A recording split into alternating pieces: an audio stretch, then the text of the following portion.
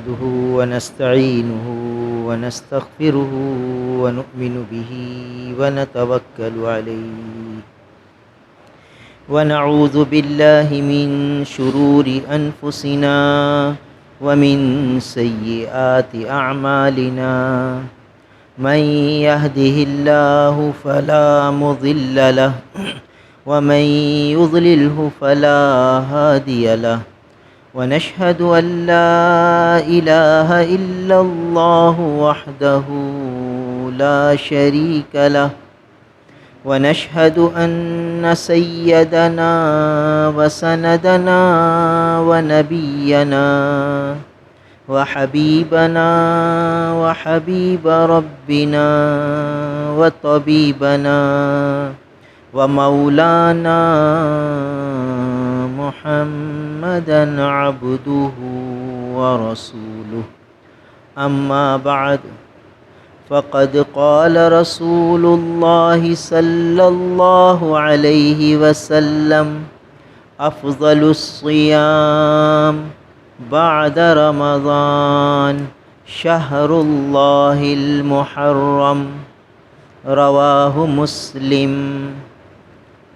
وقال رسول الله صلى الله عليه وسلم وصيام يوم عاشوراء أحتسب على الله أن يكفر السنة التي قبله رواه مسلم وقال رسول الله صلى الله عليه وسلم صوموا عاشوراء وخالفوا فيه اليهود صوموا قبله يوما أو بعده يوما رواه أحمد في مسنده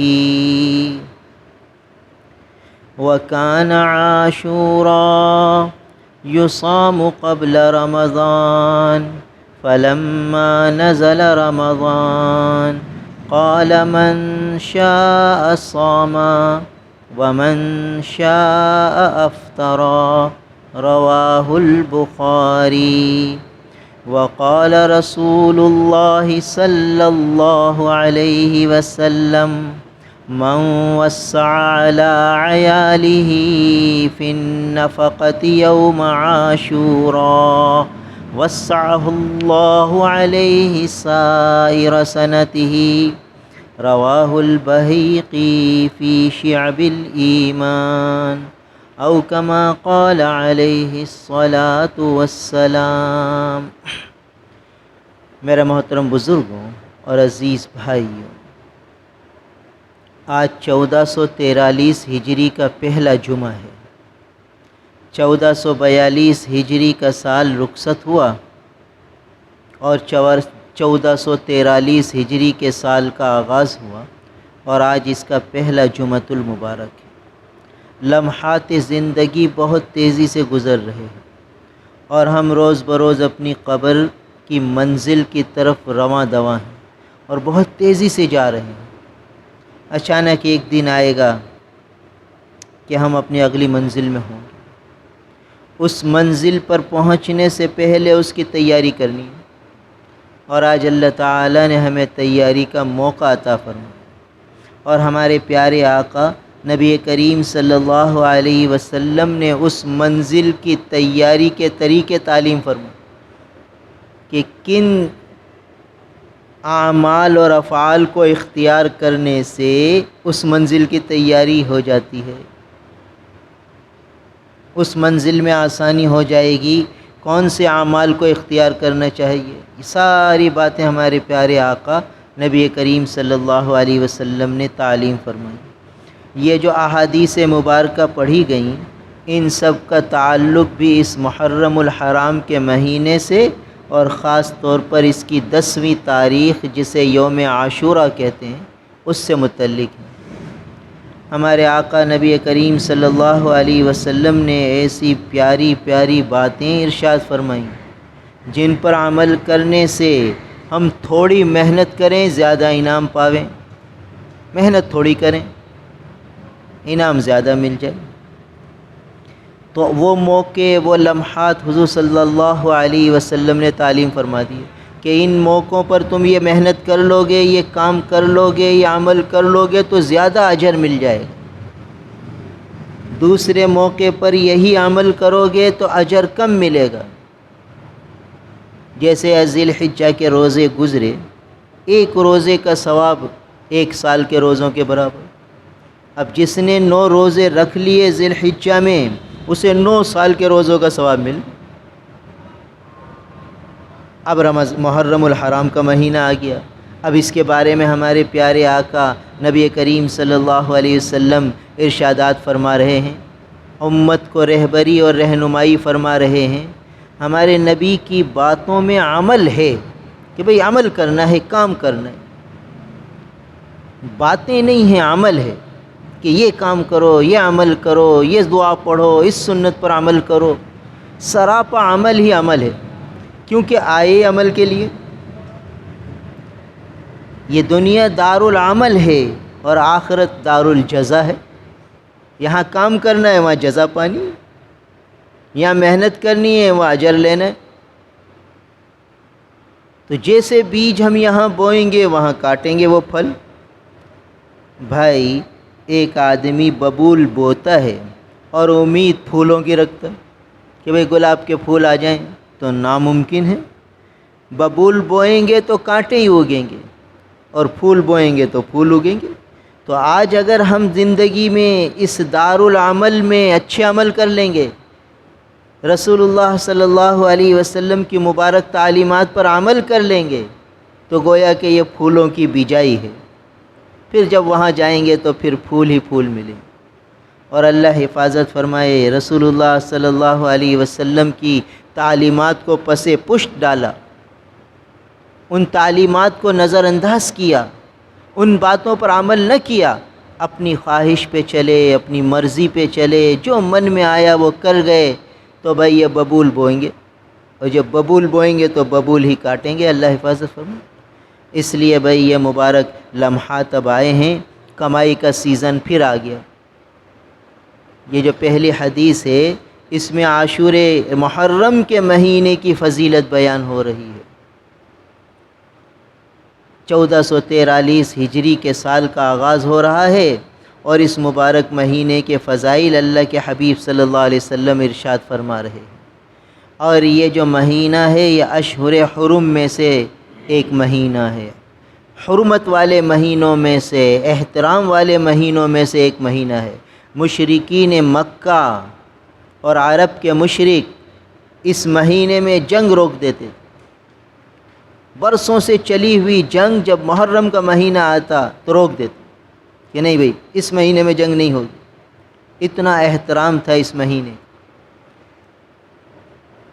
تو اس مہینے کے بارے میں رسول اللہ صلی اللہ علیہ وسلم ارشاد فرماتے ہیں کہ افضل الصیام بعد رمضان، افضل ترین روزے رمضان المبارک کے مہینے کے بعد شہر اللہ المحرم، اللہ کے مہینے محرم کے روزے ہیں، محرم کے مہینے کے روزے۔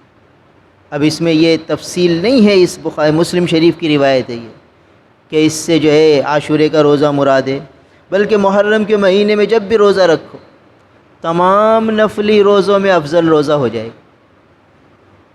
جیسے نمازوں میں، نفل نمازوں کے اندر تہجد کی نماز سب سے افضل ہے، ورنہ تو اشراق کی نماز بھی ہے، چاشت کی نماز بھی ہے، اوابین کی نماز بھی ہے، یہ سارے نفلی نمازیں ہیں اور ان کے اپنے فضائل ہیں، اپنے اجر ہیں، ثواب ہیں، مگر تہجد ہے، اس کی اپنی شان ہے، اس کا اپنا مقام ہے، اس کی اپنی تاثیر ہے، اس کے اپنے فضائل ہیں، اور سب نفل نمازوں میں افضل ترین نماز تہجد کی نماز ہے۔ ایسے ہی نفل روزوں میں ہر مہینے کے 3 روزے ہیں، ایام 20 کے، 13، 14، 15 کے، ہر ہفتے پیر اور جمعرات کا روزہ ہے، مستقل نفل روزے ہیں جو اللہ کے رسول صلی اللہ علیہ وسلم کے مبارک معمولات میں سے ہیں۔ پھر شوال کے مہینے کے 6 روزے ہیں، اس کی اپنی فضیلت ہے۔ پھر عشرہ ذی الحجہ کے روزے ہیں کہ ایک روزہ 1 سال کے روزوں کے برابر. پھر شعبان کے روزے کی فضیلت ہے، 15 شعبان کے روزے کی. تو یہ سب نفل روزے ہیں. اور پھر یہ عاشورے کا روزہ ہے، یہ مستقل روزہ ہے، افضل ترین نفل روزہ. تو پھر یہ محرم کے مہینے میں، سارے مہینے میں جب بھی آدمی روزہ رکھے، یہ نفل روزے افضل ترین روزے شمار ہوں. افضل الصیام بعد رمضان، رمضان کے مہینے کے روزے تو فرض ہیں، اور نفل روزوں میں افضل ترین روزے شہر اللہ المحرم، محرم کے مہینے کے روزے ہیں. یہ اللہ کا مہینہ ہے، محرم الحرام، قابل احترام مہینہ ہے، یہ حرمت والا مہینہ ہے. تو اس کے روزے بھی اللہ کو سب سے زیادہ افضل ہیں، محبوب ہیں. اس لیے بھئی اس مہینے میں روزے کا اہتمام. گویا رسول اللہ صلی اللہ علیہ وسلم تعلیم فرما رہے ہیں کہ نیا سال شروع ہو رہا ہے تو نئے سال کا آغاز نفل روزے سے کرو. خوب کثرت سے اس مہینے میں، پورے مہینے میں جتنی اللہ تعالیٰ توفیق دے، ہمت دے، روزے رکھو، تاکہ نئے سال کا آغاز اللہ تعالیٰ کی اطاعت کے ساتھ ہو، اللہ تعالیٰ کی فرما برداری کے ساتھ ہو. اور روزہ یہ پوری بندگی ہے. روزے کے اندر بندہ اپنی بندگی کا اظہار کرتا ہے کہ یا اللہ میں آپ کا بندہ ہوں، مجھے خوب پیاس لگی ہے مگر میں نہیں پیوں گا پانی. آپ کا حکم ہے کہ روزے میں پانی نہ پیو، پانی پینا حلال ہے، جائز ہے، مگر یا اللہ آپ کا حکم ہے کہ روزے میں پانی نہ پیو، بس میں بندگی کا اظہار کر. سخت بھوک لگی ہے، نہیں کھاؤں گا، اے اللہ آپ کا حکم ہے کہ روزے میں کھانا نہیں ہے، نہیں کھاؤں گا. ادھر غروب ہوئی، ادھر پانی بھی پی رہے ہیں، شربت بھی پی رہے ہیں، کھانا بھی کھا رہے ہیں. اللہ آپ کا حکم مل گیا کھاؤ اور پیو، تو اب ہم کھا رہے ہیں، پی رہے ہیں. یہ ہے اظہار بندگی. تو روزے کے اندر بندہ پورا کا پورا اپنی بندگی کا اظہار کرتا ہے. اور صبح صادق سے لے کر طلوع غروب آفتاب تک یہ 14-15 گھنٹے یہ پورا بندگی میں شمار ہوتا ہے، عبادت میں شمار ہوتا ہے. جس غرض کے لیے دنیا میں آئے ہیں وہ غرض کا اظہار ہے کہ اللہ ہم آپ کے بندے ہیں، بندگی کے لیے آئے ہیں، اطاعت کے لیے آئے ہیں، اللہ تعالیٰ کی احکامات کی پیروی کرنے کے لیے یہاں آئیں. تو روزہ اس کی عملی شکل ہے کہ اللہ آپ کے احکامات کو پورا کر. تو یہ اس حدیث مبارکہ میں بتا دیا کہ افضل ترین روزے رمضان کے مہینے کے بعد محرم کے روزے. پھر اگلی روایت میں رسول اللہ صلی اللہ علیہ وسلم نے فرمایا کہ صیام یوم عاشوراء، عاشورے کے دن کا روزہ، احتسب علی اللہ، میں اللہ سے امید کرتا ہوں، ان یکفر السنۃ التی قبلہ، کہ یہ پچھلے 1 سال کے گناہوں کا کفارہ ہو جائے. یعنی ایک روزہ رکھ لو اور پچھلے سال جو کمی کوتاہیاں ہوئی ہیں اس سارے صغیرہ گناہوں کی معافی ہو جائے. ایک روزہ رکھ کے 1442 ہجری کے سارے صغیرہ گناہ معاف کرا لو، اور رو دھو کے کبیرہ بھی معاف کرا لو. کبیرہ توبہ سے معاف ہوتے ہیں، صغیرہ اعمال صالحہ سے بھی معاف ہو جاتے ہیں. تو صغیرہ تو معاف ہو گئے عاشورے کے روزے سے، اور باقی رو دھو کے کبیرہ بھی معاف کرا لیے. حقوق و لباد کی کوتاہیاں ہیں وہ جا کے اللہ کے بندوں سے معافی مانگ کے معاف کرا لیے. وہ حق تلفی ہوئی ہے وہ ادا کر کے معاف کرا لیے، صاف ہو گیا معاملہ. اب چلو آگے نیک اعمال کا ذخیرہ اکٹھا کرو. دین پر چلنا بہت آسان ہے، کوئی مشکل نہیں ہے، بس چلنے والا ہونا چاہیے. تو اس حدیث مبارکہ میں یہ بھی مسلم شریف کی روایت ہے، اللہ کے رسول صلی اللہ علیہ وسلم نے عاشورے کے روزے کی اہم ترین فضیلت بیان فرمائی. 10 محرم کے روزے کی. یہ جو 10 محرم الحرام کا روزہ ہے، اگلی روایت میں آ رہا ہے کہ رمضان کے روزے جب فرض نہیں تھے تو عاشورے کا روزہ فرض تھا، اس کو رکھنا لازمی تھا، ضروری تھا. اور بعض روایت میں آتے ہیں کہ صحابہ کرام اور صحابیات اتنے اہتمام سے یہ روزہ رکھتے تھے کہ بعض صحابیات فرماتی ہیں کہ ہم اپنے دودھ پیتے بچے کو بھی یہ روزہ رکھوا لیتے تھے، گویا ان کو بھی دودھ نہیں پلاتے تھے، اور وہ جب روتے تھے تو ہم انہیں بہلاتے تھے کپڑے کی گڑیاں وغیرہ بنا کر، یہاں تک کہ غروب تک ان کو بہلا لیتے تھے، اتنا اہتمام تھا۔ اور پھر جب یہ رمضان کے روزے فرض ہوئے تو عاشورے کے روزے کی فرضیت اللہ تعالیٰ نے ساکت فرما دی، مگر استحباب اور نفل ہونا برقرار رکھا کہ جو رکھے گا ثواب کمائے گا، جو نہیں رکھے گا اسے گناہ کوئی نہیں، پروفٹ کا لاس ہے، نفع کا نقصان ہے۔ اس لیے مسلمانوں کو چاہیے کہ اہتمام سے روزہ رکھیں۔ اللہ کے رسول صلی اللہ علیہ وسلم مدینہ منورہ ہجرت سے پہلے بھی عاشورے کا روزے کا اہتمام فرماتے تھے۔ مدینہ منورہ جب تشریف لائے تو یہاں بھی روزے کا اہتمام فرمایا۔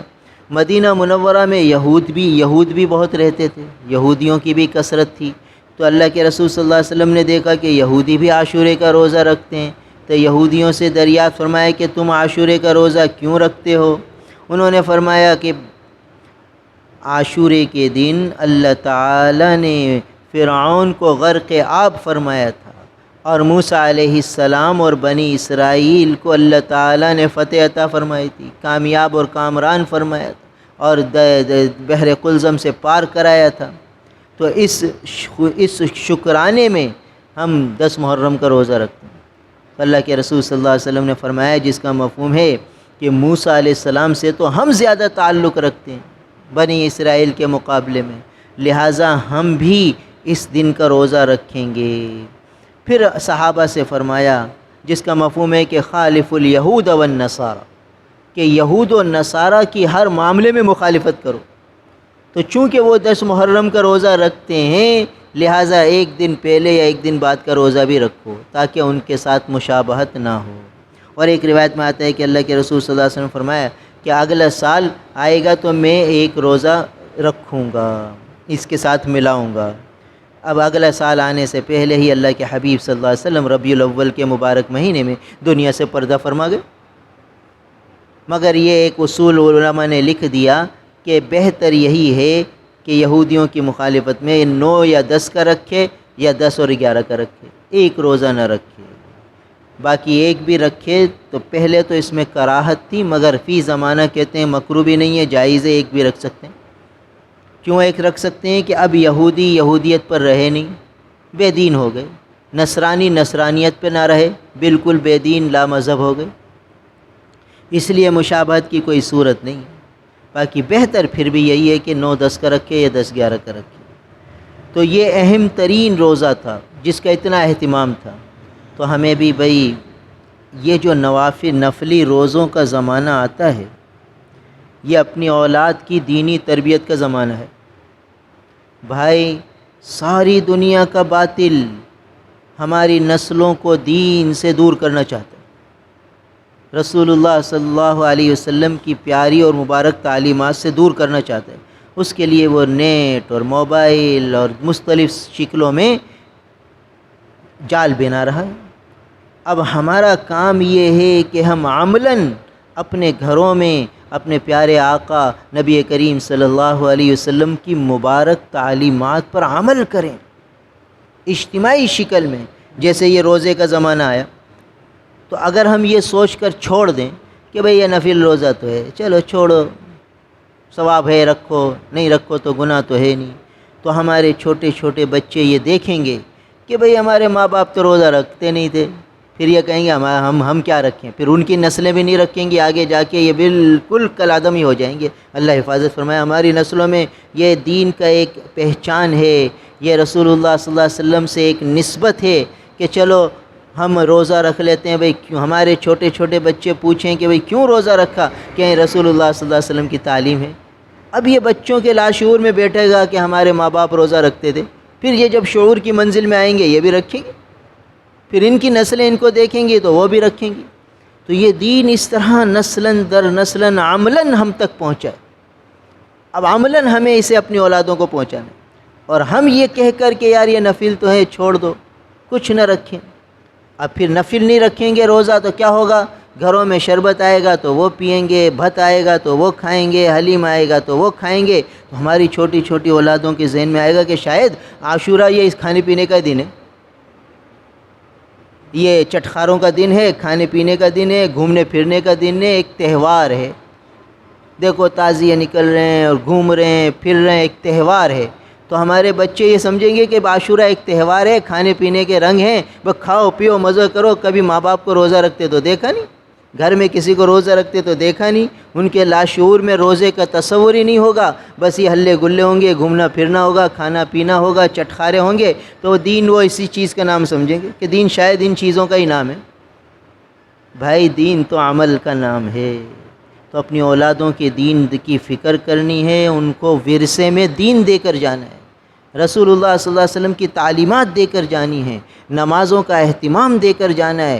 اولادیں دیکھیں کہ ابا فجر میں اٹھتے ہیں تو یہ بھی فجر میں اٹھیں گے، اب اولاد دیکھے کہ ابا ہی 10 بجے اٹھتے ہیں تو اولاد کیا اٹھے گی فجر میں، پھر ان کی اولادیں کیا اٹھیں گی فجر میں؟ بھائی جنہوں نے اپنے ماں باپ کو تہجد میں اٹھتے دیکھا ہے وہ فجر کا اہتمام کرتے ہیں، تو جن کی اولادیں فجر میں اپنے ماں باپ کو دیکھیں گی تو کم از کم وہ دوسری نمازوں کا اہتمام کریں گی، اور جو فجر میں ہی ماں باپ کو نہیں دیکھیں گی تو وہ اور نمازوں کا کیا اہتمام کریں گی؟ تو آج سے 50 سال پہلے چلے جاؤ پیچھے، تو ہر گھر میں بڑے بوڑھے اٹھتے تھے، تہجد میں اٹھ جاتے تھے، 3 بجے اٹھ جاتے تھے، 4 بجے اٹھ جاتے تھے، اور ان کی اولادیں وہ دیکھتی تھی تو وہ فجر تک اٹھ جاتی تھی، اور فجر کے بعد وہ دیکھتے تھے کہ بڑے بوڑھے قرآن پڑھتے ہیں تو مسجدوں میں بچے بھی قرآن پڑھتے تھے، جوان بھی قرآن پڑھتے تھے۔ پھر آج ہم لوگوں نے قرآن پڑھنا چھوڑ دیا تو ہماری نسلیں کیا قرآن پڑھیں گی؟ تو اس لیے ضروری ہے کہ یہ جو لمحات آتے ہیں، یہ مبارک اوقات جو آتے ہیں، اس میں ہمیں اپنے گھر کے اندر ایک دینی ماحول بنانا ہے، عملی شکل دین کی رائج کرنی ہے، تاکہ چھوٹے چھوٹے بچوں کے ذہنوں میں یہ بات بیٹھے کہ ہاں یہ عمل کرنا ہے اور اس پر آنا ہے۔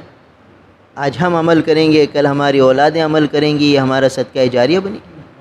تو فرمایا کہ اللہ کے رسول صلی اللہ علیہ وسلم فرماتے ہیں کہ یوم عاشورہ کا روزہ احتسب علی اللہ، میں اللہ سے امید کرتا ہوں کہ ان یکفر السنہ التی قبلہ، کہ وہ 1 سال کے گناہوں کا کفارہ ہو جائے، 1 سال کے گناہوں کی معافی کا ذریعہ بن جائے۔ اگلی روایت میں رسول اللہ صلی اللہ علیہ وسلم فرماتے ہیں صوموا عاشورا، عاشورے کا روزہ رکھو۔ ہمارے پیارے آقا حکم دے رہے ہیں، یہ تو اللہ کا شکر ہے، ہمارے پیارے آقا امت پر بڑے شفیق ہیں۔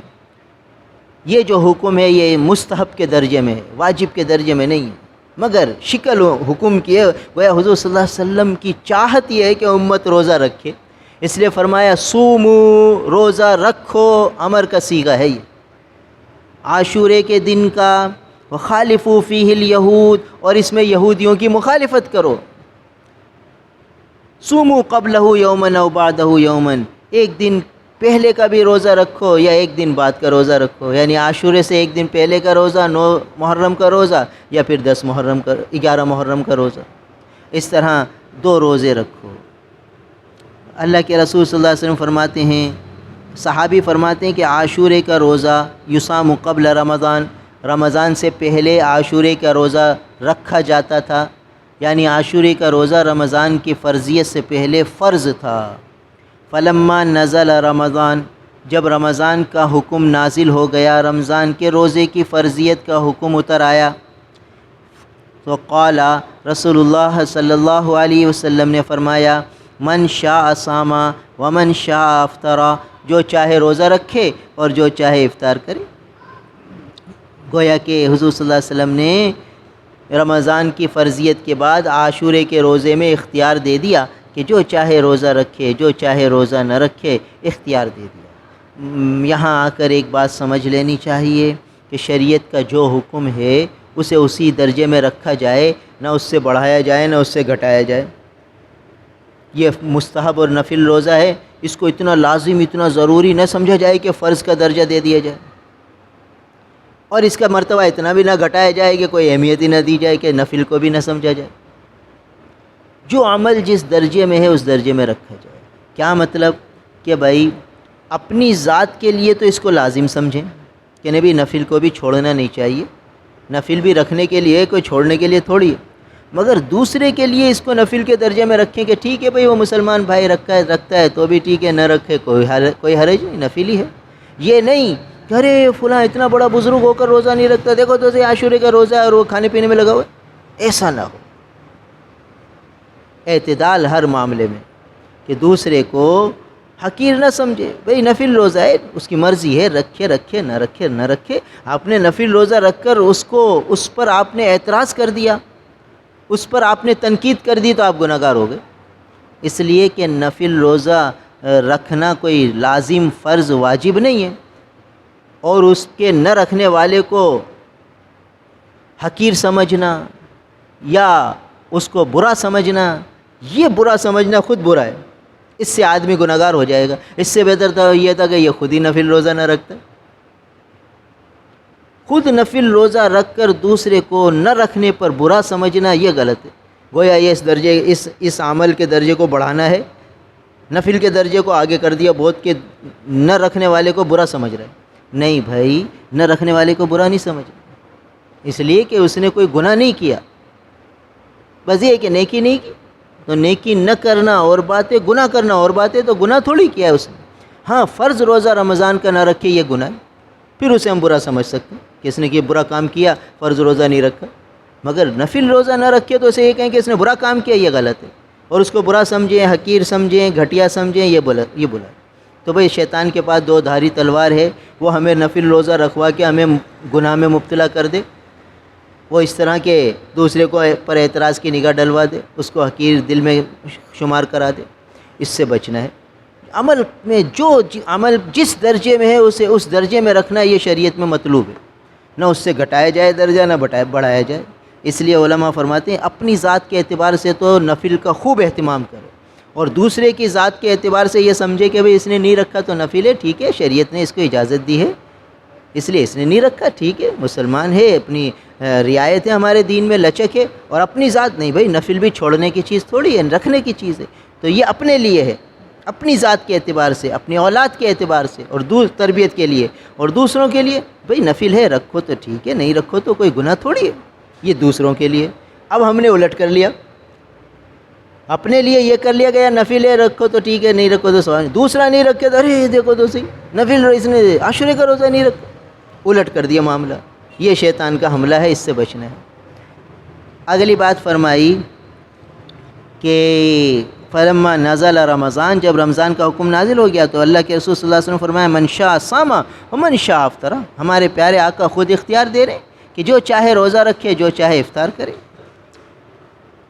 اور اگلی روایت یہ کچھ ضعیف روایت ہے، مگر ہمارے اسلاف، ہمارے اکابر، ہمارے علماء، ہمارے مشائخ اس روایت پر عمل کرتے چلے آئے. سندن اگرچہ ضعیف ہے، مگر علماء، مشائخ، اکابر کا اس پر عمل رہا ہے.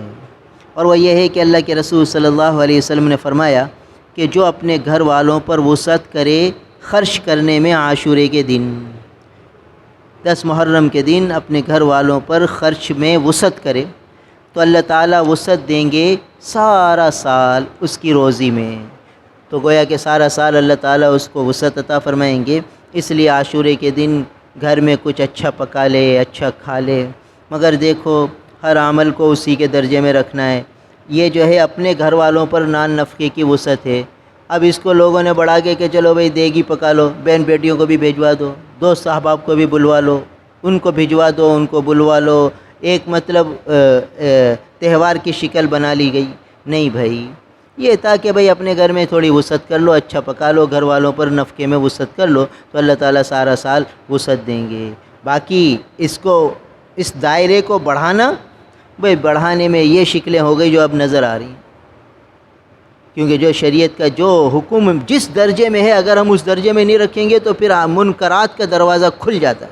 لہٰذا دیکھ لیجئے، یہ ایسے تو ہوا، یہ جو 10 دیگیں پکنے لگیں وہ کیوں ہوئیں؟ کہ بھئی عاشورہ کے دن وسعت کرو. پہلے تو صرف گھر پہ وسعت تھی، پھر کہا چلو یار بہن بیٹیوں کو بلا لو.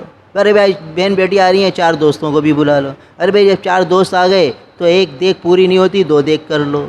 ارے بھائی فلاں فقراء بھی آ جاتے ہیں تو 3 دیگ کر لو. اور بڑھتے بڑھتے 10 دیگیں پہنچ گئی. اب 10 دیگوں کی وسعت نہیں ہے، مگر کہتے ہیں یار نہیں کریں گے تو لوگ کیا کہیں گے، پچھلی دفعہ بھی تو کی تھی. اب ہر سال کا ترتیب بن گئی اور لازمی ہو گئی، اور نہ کرنے کو معیوب سمجھتے ہیں. بلکہ بعض لوگوں کے عقیدے میں تو اتنا بگاڑ آیا، ارے نہیں کریں گے تو پتہ نہیں کیا نقصان ہو جائے گا. اور اگر کسی سال اتفاق سے نہیں کی یا کم کی اور کوئی تقدیر کی بیماری، تکلیف، پریشانی آ گئی تو بس وہی وہم آئے گا، ارے بھائی دیکھو وہ نہیں کیا تھا نا، دیکھو یہ آ گیا وبال، اب پھر اور اہتمام سے شروع کر دیتے ہیں۔ یہ جتنے خرافات منکرات ہوتے ہیں اس کا آغاز یوں ہوتا ہے۔ تو اس لیے بھائی گھر والوں کی حد تک ہمارے پیارے آقا نے اس کو تعلیم فرمایا ہے، تو گھر کی حد تک وسعت کر لی جائے اور اچھا کھا لیا جائے، اچھا پکا لیا جائے، اس کا ذرا اہتمام ہو۔ ویسے تو روزہ ہوگا تو سحری میں اچھا بنا لیا جائے، افطار میں اچھا بنا لیا جائے، یہ ہے شریعت کا حکم جس پر عمل کرنا چاہیے۔ باقی جو آج کل خرافات ہیں بھائی ان سے خود بھی بچیں، بچوں کو بھی بچائیں۔ ان اوقات کو بہت قیمتی بنانا ہے، ضائع نہیں کرنا۔ روزہ رکھ کے یا گھروں میں رہیں، اللہ کے راستے میں جماعتیں نکلتی ہیں، آدمی کوشش کر کے جماعتوں میں نکل جائے تاکہ اس کا وقت زیادہ سے زیادہ اللہ کے گھر میں گزرے۔ اللہ کے گھر میں جو وقت گزرے گا وہ قیمتی بنے گا، اس گھر سے ہٹ کر جو وقت گزرے گا وہ خطرے میں۔ اس لیے کوشش یہ کی جائے کہ اپنے اوقات کو قیمتی بنائیں، ضائع کرنے سے بچائیں۔ اللہ تعالی ہم سب کو عمل کی توفیق عطا فرمائے۔ الحمد للہ رب العالمین والعاقبۃ للمتقین والصلاة والسلام علی رسولہ محمد وآلہ واصحابہ اجمعین۔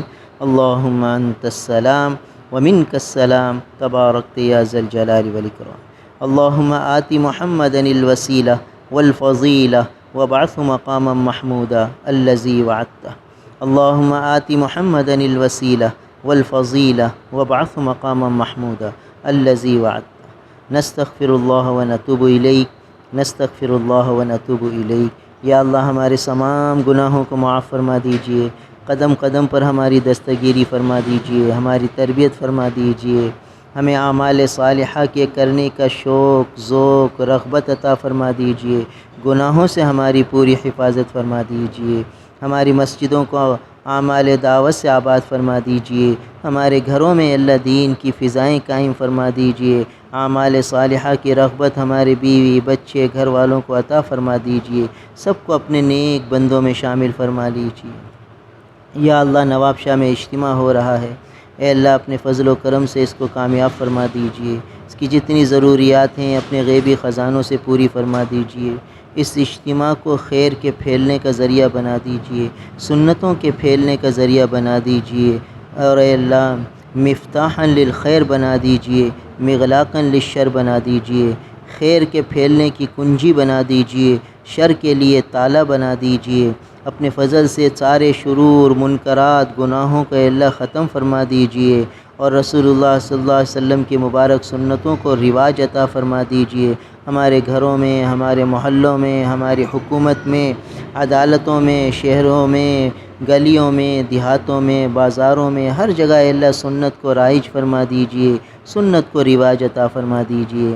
ربنا تقبل منا انک انت السمیع العلیم وتب علینا انک انت التواب الرحیم، وصلی اللہ تعالی علی خیر خلقہ محمد وآلہ واصحابہ اجمعین، آمین برحمتہ۔